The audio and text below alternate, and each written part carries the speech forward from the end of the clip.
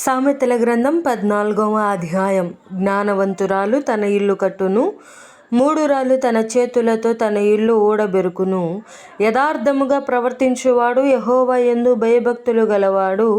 కుటిల చిత్తుడు ఆయనను తిరస్కరించువాడు. మూఢుల నోట బెత్తము వంటి గర్వమున్నది.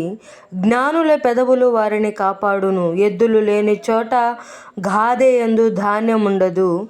ఎద్దుల బలము చేత విస్తారము వచ్చుబడి కలుగును. నమ్మకమైన సాక్షి అబద్ధమాడడు. కూట సాక్షికి అబద్ధములు ప్రియములు.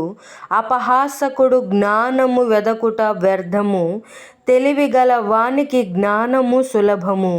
బుద్ధిహీనుని ఎదుట నుండి వెళ్ళిపొమ్ము. జ్ఞానవచనములు వాని యందు కనబడవు గదా.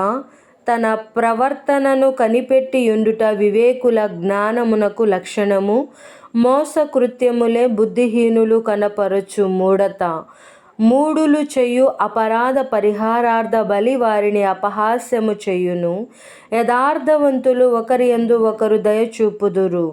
ఎవని దుఃఖము వాని హృదయమునకే తెలియును. ఒకని సంతోషములో అన్యుడు పాలివాడు కానేరడు.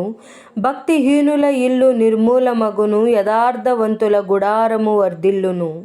ఒకని ఎదుట సరియైనదిగా కనబడు మార్గము కలదు, అయితే తుదకు అది మరణమునకు త్రోవ తీయును. ఒకడు నవ్వుచుండినను హృదయమున దుఃఖముండవచ్చును. సంతోషము తుదకు వ్యసనమగును. భక్తి విడిచిన వాని మార్గములు వానికే వెక్కిసమగును. మంచి వాని స్వభావము వానికే సంతోషమిచ్చును. జ్ఞానము లేనివాడు ప్రతి మాట నమ్మును. వివేకి అయినవాడు తన నడతలను బాగుగా కనిపెట్టును.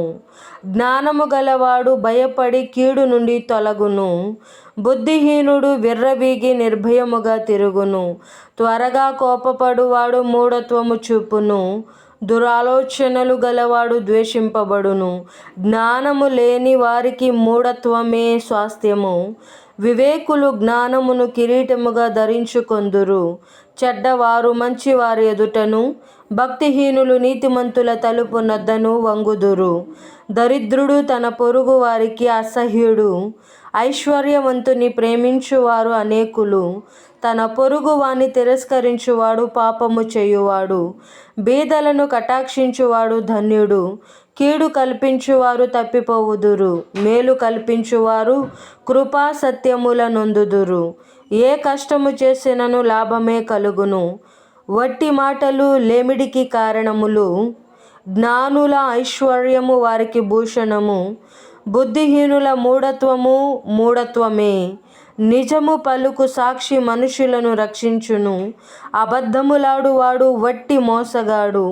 యెహోవా యందు భయభక్తులు కలిగి యుండుట బహుధైర్యము పుట్టించును.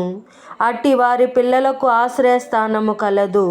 యెహోవా యందు భయభక్తులు కలిగి యుండుట జీవపు ఊట. అది మరణ పాశములలో నుండి విడిపించును. జన సమృద్ధి కలుగుట చేత రాజులకు ఘనత వచ్చును.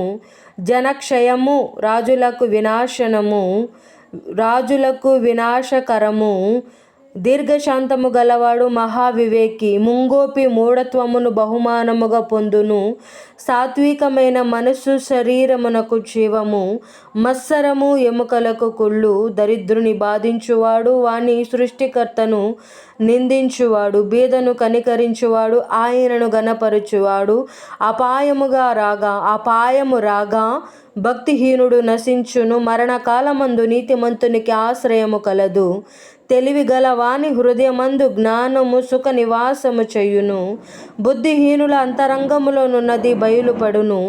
నీతి జనములు ఘనతకెక్కుటకు కారణము.